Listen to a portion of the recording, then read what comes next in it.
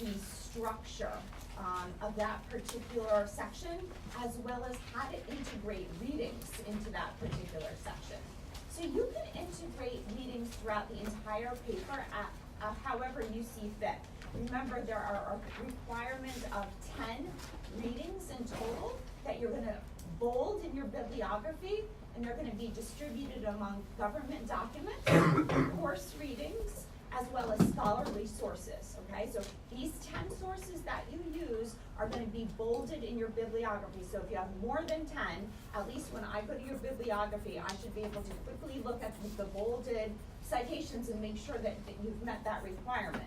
Remember that there's a one-to-one match between whatever's in your bibliography and your in-text citation. So every single citation that you have in your text, I should be able to go to your bibliography and find it, and vice versa. So if I go to your bibliography and there's Smith, comma, Jocelyn, I should be able to go to your paper and find the in-text citation referencing Smith.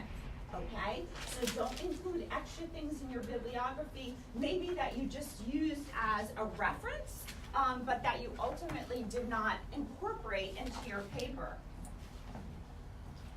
In terms of how to go about incorporating sources, like I said, you can incorporate these three different types of sources however you wish into the paper. Some ways that students integrate these the required courses into their paper are as follows. So in section 3 of your paper, you're going to be applying Kingdon to your particular law. And so remember, I started to give you a sample of construction or organizational scheme about how to do that well. Remember, don't surprise me, right? And don't burden me. So a really good way to organize that part of the paper is to actually pick up the exact organizational structure from section 2 and map it onto section 3. So in section 2, if you have the problem, the solution, the politics stream, the window of opportunity, and the policy entrepreneur, and that's the order in which you discuss it, that becomes the order in which you discuss it in section 3, right? So maybe the first paragraph of section 3 is, the first sentence is, the first stream in Johnson's theory of agenda setting is the problem stream. In this particular case, the problem had to do with clean water in the United States. And then you discuss all of the issues related to clean water, the problems that were going on with respect to clean water. I had a good question today. A student asked me whether they should be discussing all of the problems that were currently, that Congress was currently considering during that time. No, you want to focus on your particular problem that you're focusing on in your paper. Oftentimes, students use scholarly resources like books and peer-reviewed journal articles in that problem stream. They use citations there because oftentimes you'll use those sources as a way to tell me more about the problem, right? You're going to use books, you're going to use journal articles, newspapers to tell me a little bit more about the problem, okay?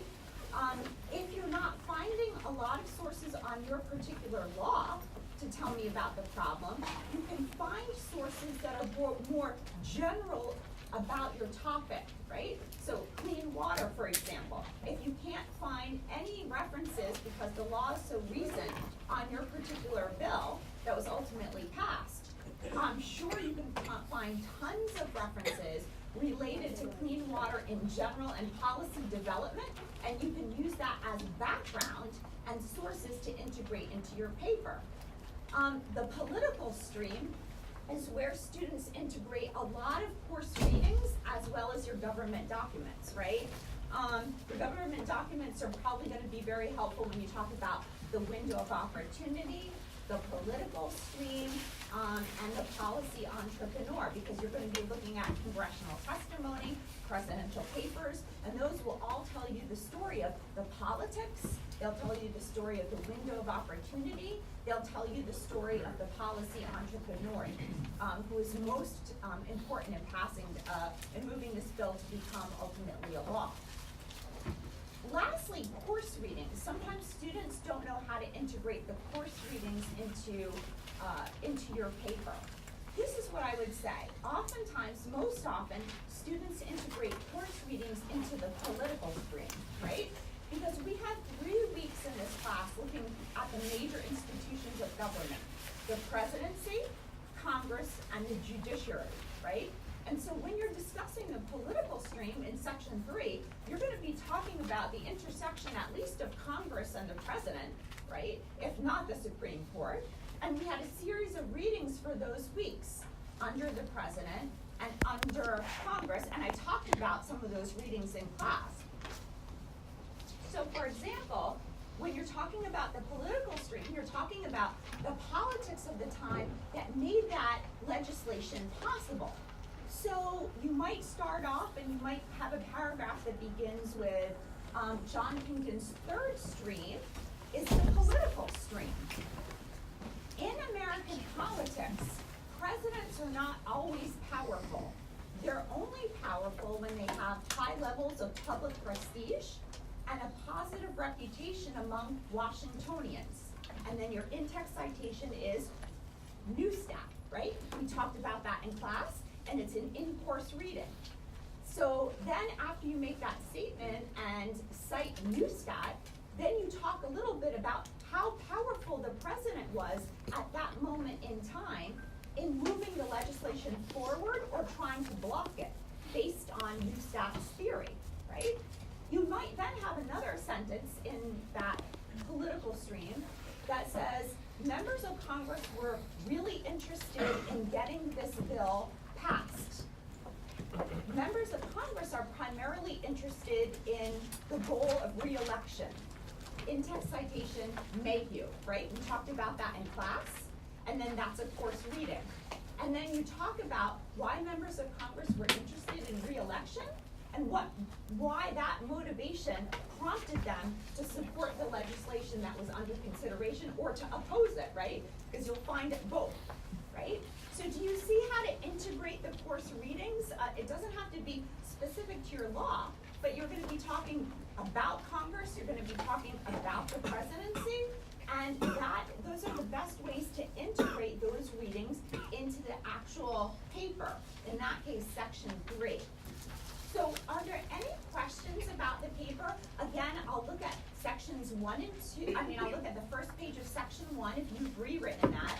I do have your rewrites to give back to you, so I'll do that after break when we start up class again. I have some midterms that still haven't been picked up. I'd be happy to read that. I'd be happy to read in my office hours page 1 of section 3. So once you get that going, I'd be happy to look at that and make sure that you're on track. You all know my office hours, and again, if you can't come, I meet with students prior to this class beginning, okay? So I can meet you here prior to this class beginning. I can also meet you Tuesday mornings, okay? Before 9:50, which is when I teach my other class. Any questions on any of that? Cassie? When you say something like Pinken's first problem stream, the first stream of problem stream, do you have to cite him? I would say to cite him again, right? So every time in section 3 where you bring him up, and you're probably going to be bringing him up in, at least 5 times, right? Because there are 5 parts of the theory. I would say cite him again. Okay, good question. Anything else? Any other questions?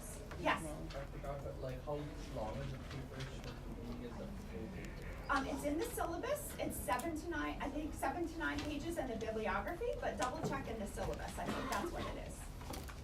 Anything else? Okay, great. So I'm kind of scared to do this because then you'll realize what you've been missing the entire semester.